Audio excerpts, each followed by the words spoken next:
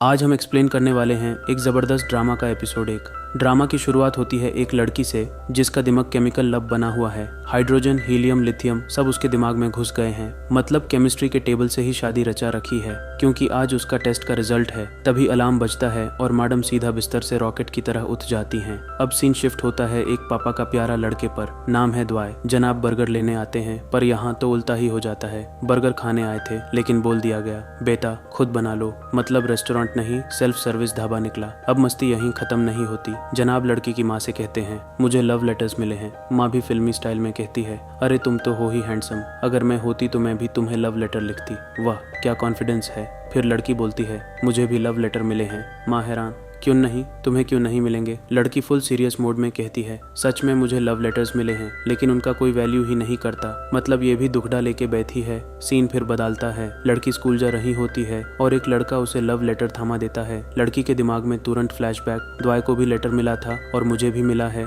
मतलब ये दोनों एक ही लीग के प्लेयर्स हैं। लड़की सोचती है मेरे सामने तेरा कोई लेवल नहीं है, और मुंह से बोलती है मुझे इस बार बहुत लेटर्स मिले हैं, तुम्हारा देखने में थोड़ा टाइम लगेगा। लड़का भी शांत, कोई बात नहीं शुक्रिया।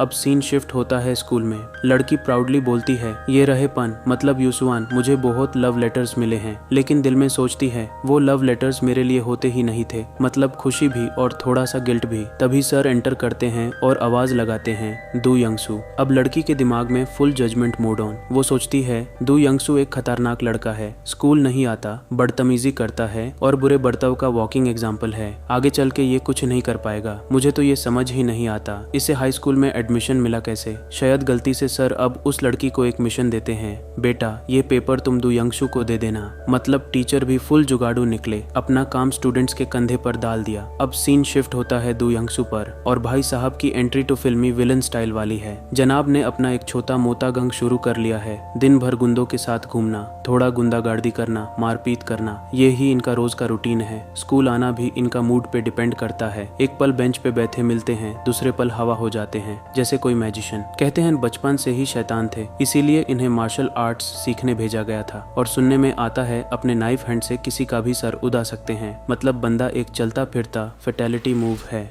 नेशनल मिडिल स्कूल से निकालते ही अपने टीचर की धुलाई कर दी थी, लेकिन फिर भी कोई सजा नहीं मिलती, क्योंकि धमकी देना इनका फेवरेट हॉबी है। अब वापस क्लासरूम। सर लड़की को कहते हैं तुम मेरे लिए दू यंगसू को ढूंढ के ले आओ, और लड़की भी बिंदास बोल देती है ठीक है। मतलब होमवर्क का होमवर्क और टीचर का पर्सनल काम भी कंप्लीट। सीन शिफ्ट होता है। लड़की एक लड़के से दू यंगसू के बारे में पूछती है और उसे एड्रेस मिल जाता है। वो तुरंत उसके पास जाती है और सोचती है चलो देखते हैं ये बंदा दिखता कैसा है। और भाई दू यंगसू एंट्री पे सोया मिलता है। मतलब दुनिया उसे विलन समझ रही है और ये तो बचौन की तरह नींद पूरी कर रहा है। लड़की कहती है हेलो, फिर अपना इंट्रोडक्शन भी देती है, लेकिन साहब जीरो रिस्पॉन्स मोड में, सिर्फ गेम खेल रहे होते हैं। लड़की उसे वो पेपर देती है जो टीचर ने दिया था, लेकिन दू यंगसू एटीट्यूड फुल ऑन, पेपर सीधा फेंक देता है। लड़की पेशेंटली समझाती है तुम्हें अच्छे मार्क्स नहीं मिले, अगर तुम अपनी गलतियां सुधार लो तो तुम और अच्छा कर सकते हो, शायद अगली बार तुम्हें 20 मार्क्स मिल जाएं। लेकिन बंदा फिर से पेपर फेंक देता है। मतलब भाई 20 मार्क्स भी नहीं चाहिए इसको। लड़की रोकने की कोशिश करती है और इसी बीच जानब अपना गेम भी हार जाते हैं। मतलब पूरा कॉम्बो, पेपर गया गेम गया। और तभी सीन में एंट्री होती है डायरेक्टर की। डायरेक्टर को देखते ही सब स्टूडेंट्स उदन छू हो जाते हैं। मतलब क्लास बंदी से जल्दी खाली होती है जब डायरेक्टर आता है। अब दोस्तों सीन शिफ्ट होता है एक रोमांटिक मोमेंट पर।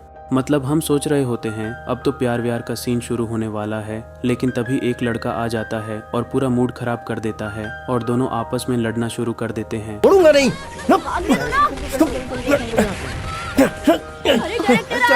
चलो ए भाई चलना जल्दी।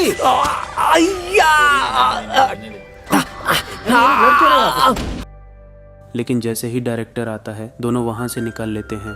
और भाई यहाँ तो और कॉमेडी होती है। दू यंगसू उसे हाथ से खींच कर ले जा रहा होता है और बेचारी लड़की गिर जाती है। उसे चोट लगती है और वो गुस्से में अनाप शनाप बोलने लगती है। दू यंगसू शंति से कहता है तुम अपनी मर्जी से मुझे लेने आई थी। लड़की चुप हो जाती है और बोलती है हाँ मेरी ही गलती थी, आई एम सो सॉरी। ठीक है, फिर वो यूज एग्जाम पेपर देती है और कहती है मैंने दे दिया, अब स्कूल जाओ या मत जाओ तुम्हारी मर्जी, और गुस्से में चली जाती है। लेकिन फिर वापस आती है पेंसिल लेने। इस चक्कर में उसकी कॉपी गिर जाती है और वो उठकर चले जाती है। दू यंगसू उस नोटबुक को उठाता है, थोड़ा देखता है और चुपचाप वहाँ से चला जाता है। सीन शिफ्ट होता है, लड़की खड़ी होती है और उसका दोस्त द्वाय उसे आवाज देता है। उसके कपड़े देखता है और बोलता है, अरे ये कैसे खराब हो गए। लड़की एटीट्यूड में कहती है, तुमसे मतलब, और चलने लगती है। द्वाय फिर मजाक करता है, तुम चलते चलते कहीं गिर तो नहीं गई। लड़की बोलती है, तुम अपना काम करो। द्वाय कहता है, गुस्सा थूक के मेरे साथ चलो, और लड़की गुस्से में उसे लात मार के बोलती है, मुझे नहीं आना, तुम अपने घर जाओ। और फिर थोड़ी इमोशनल लाइन कहती है, दू यंगसू जैसा भी है, कोई इतना परेशान कैसे कर सकता है। द्वाय बोलता है,